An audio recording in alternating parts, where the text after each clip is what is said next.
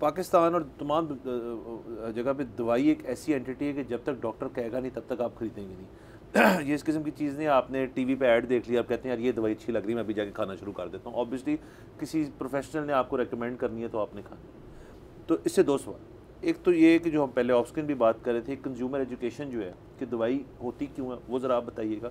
और सेकेंडली कि क्या इसमें कितनी हकीकत है इस बात में कि डॉक्टर्स जो हैं यहाँ पे फार्मास्यूटिकल कंपनीज से, जैसे अमेरिका वगैरह में तो होते हैं इन्फ्लुएंस, हमने फिल्मों में भी देखा है, डॉक्यूमेंट्रीज़ में भी देखा है, क्या वहाँ यहाँ पे भी ऐसा कल्चर है कि वो एक ही जो किस्म के जो सॉल्ट की दवाई है वो कई ब्रांड्स बनाते हैं, तो एक डॉक्टर एक को क्यों चुनता है दूसरे को छोड़ के, ये भी बताइए। इसमें ये दुनिया में ना डिफरेंट किस्म के मॉडल्स हैं। अब कई दुनिया में ऐसे होता है कि OTC प्रोडक्ट कहलाता है, ओवर द काउंटर। कुछ अद्वियात हैं जो ओवर द काउंटर किसी को भी अवेलेबल हैं, उसमें बुखार की भी हैं, खांसी की हैं, एंटी एलर्जिक हैं, आपको एलर्जी हो जाए, इस तरह की अद्वियात तो फ्रीली अवेलेबल होती हैं पूरी दुनिया में। इवन अमेरिका, यूरोप जैसे मुल्कों में भी होती हैं कि कोई भी जाके ओवर द काउंटर शेल्फ पे पड़ी, आप उठा लें, अपनी मर्ज़ी का ब्रांड लें, अपनी मर्ज़ी की प्राइस देखें जो आपको वारा खाती है और आप वो ले लें।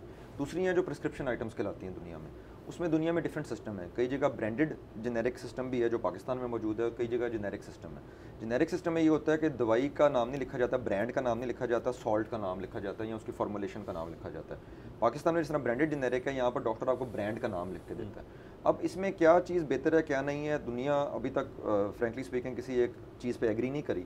लेकिन इसमें फ़ायदे नुकसान क्या हो सकते हैं, जिस तरह मेरी आपसे पहले बात हो रही थी। देखें, दो तरीक़ेकार हैं। अगर हम पाकिस्तान की बात करें, आप एक डॉक्टर के पास गए, डॉक्टर ने आपको अद्वियात लिख दी, आप फार्मेसी गए, फार्मेसी वाले ने वो दवाइयाँ दे दी, अगर नहीं होगी तो फार्मेसी वाला कह देगा जिसकी जगह आप ये ले सकते हैं, आप अपने डॉक्टर से पूछ सकते हैं या आप खुद ले लेंगे वो चीज़। दूसरा तरीका ये है कि डॉक्टर अद्वियात ना लिखे, ब्रांड वाइज वो फॉर्मुलेशंस लिखे, यानी कि वो पैरासीटामोल लिख दे, नाम ना लिखे किसी दवाई का।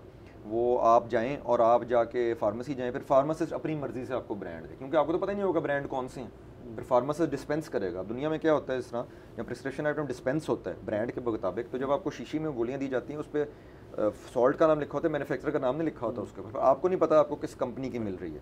अब क्या सिस्टम इसमें बेहतर है क्या नहीं है, ये एक बड़ा डिबेट है लंबा, और पूरी दुनिया इस डिबेट में फंसी हुई है। मेरे ज़ाती ख्याल में, ज़ाती राय पूछें, मैं एसोसिएशन के लेवल पे बात भी नहीं करूँगा क्योंकि इसमें लोगों की राय मुख्तलिफ होती हैं, तो मेरे ख्याल में पाकिस्तान के सिस्टम में कोई बुराई नहीं है। वजह क्या है, पाकिस्तान देखिए इतना डॉक्यूमेंटेड सिस्टम नहीं है। पाकिस्तान में जब आप डॉक्टर के पास जाते हैं तो हो सकता है डॉक्टर आपका पुराना हो, इन व्हाट सेंस कि आप उसको कई दफ़ा दिखा चुके हैं, तो डॉक्टर के पास चांसेस काफ़ी हद तक हैं कि आप अगर उस डॉक्टर से आपकी तसल्ली है और बार बार उसके पास आ रहे हैं, तो आप उसकी फ़ाइल साथ लेके जाएंगे या उसके रिकॉर्ड में चीज़ें मौजूद होगी, हिस्ट्री मौजूद होगी कि आप कौन कौन सी दवाइयाँ कब लेते रहे हैं, कितने सालों से आपको किसी चीज़ किस्म की तकलीफ़ है नहीं है।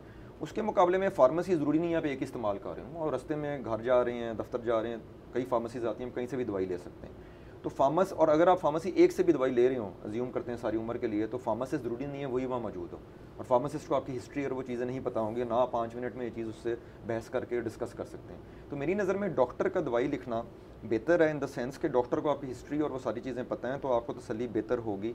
नंबर 2, डॉक्टर्स के पास क्योंकि मेडिकल रेप्स आते हैं कंपनीज़ के, जो आप बात दूसरी कर रहे थे, वो आके बताते हैं कि फ़लाँ दवाई के या फ़लाँ नई दवाई आई है, इसके ये फ़ायदे हैं, ये नुकसान है, इस मर्ज़ में ये देनी चाहिए, इस मर्ज़ में नहीं देनी चाहिए, ओवरडोज में इसके ये नुकसान आते हैं, डोज के मुताबिक दें तो उसके ये फ़ायदे हैं। तो doctors are more well aware of this, pharmacist उतने वेल अवेयर नहीं है। तीसरी उसमें प्रॉब्लम ये है जी कि डिपेंड करता है कि आप पाकिस्तान में रहते कहाँ हैं। पाकिस्तान अभी फुली डेवलप कंट्री हम नहीं हैं, दूर दराज शहर तो छोड़ दें, लाहौर से बाहर निकल जाएँ, मुरीद के और छोटे छोटे काला शकाकू टाउन्स और कस्बे आते हैं, और इसी तरह पूरे पाकिस्तान में हैं। आपके पास क्या इतने फार्मासिस्ट मौजूद हैं जो इन दूर दराज इलाकों में जाकर भी फार्मेसी में बैठने के लिए तैयार हों? मुश्किल है, वहाँ तो डॉक्टर्स नहीं मिलते, तो फार्मासिस्ट तो दूर की बात है। फिर आप अगर पहाड़ी इलाकों में उधर चले जाएँ जहाँ 6-6 महीने 5-5 महीने बर्फ़बारी भी होती है, तो वहाँ तो एक फार्मेसी कोई खोले और फार्मेसी के पूरे प्रोटोकॉल पूरे करे, तो मेरा ख्याल है वहाँ तो कोई फार्मेसी एग्जिस्ट ही नहीं करेगी, बिकॉज वहाँ पर वो तरीक़ेकार ऐसा नहीं है। तो वहाँ पर तो जनरल स्टोर्स में भी दवाइयाँ रखी जाती हैं। तो हमारा अभी मुल्क में उतनी डेवलपमेंट नहीं हुई, हम थर्ड वर्ल्ड कंट्री हैं, इंशाल्लाह एक टाइम आएगा हम डेवलप इतने हो जाएंगे कि हम बिल्कुल strictly as a first world country चलें। लेकिन करंट सिस्टम के तहत ये है कि ये चीज़ है। लेकिन जो एक छोटी सी मैं इसमें ऐड करूँगा बात, जो आपने पूछी थी कि डॉक्टर्स के साथ जो रवैया रखा जाता है कंपनीज़ का, देखिए पाकिस्तान में एथिकल ड्रग मार्केटिंग रूल्स एक्स्टेब्लिश कर दिए गए हैं और एग्जिस्ट करते हैं, दुनिया में भी करते हैं। अमेरिका, यूरोप में इसमें बहुत बहुत सज़ाएँ भी मिल चुकी हैं कंपनीज़ को, डॉक्टर्स को। यहाँ वो लॉज एग्जिस्ट करती हैं और वो लॉज इंप्लीमेंट होने चाहिए कि अगर कोई कंपनी इसमें गैर शरई तो नहीं चलें, गैर कानूनी तरीके से इस पर कोई चीज़ कर रही है तो उसमें नहीं करनी चाहिए। और वो मेडिकल रैप अपना वही काम करे जो उसका काम है जाके करने का, कि दवाई की क्वालिटी, उसके इस्तेमाल, उसके फ़ायदे नुकसान से अवेयर करे डॉक्टर को। सब्सक्राइब करें और बेल दबाएं ताकि कोई खबर रह न जाए।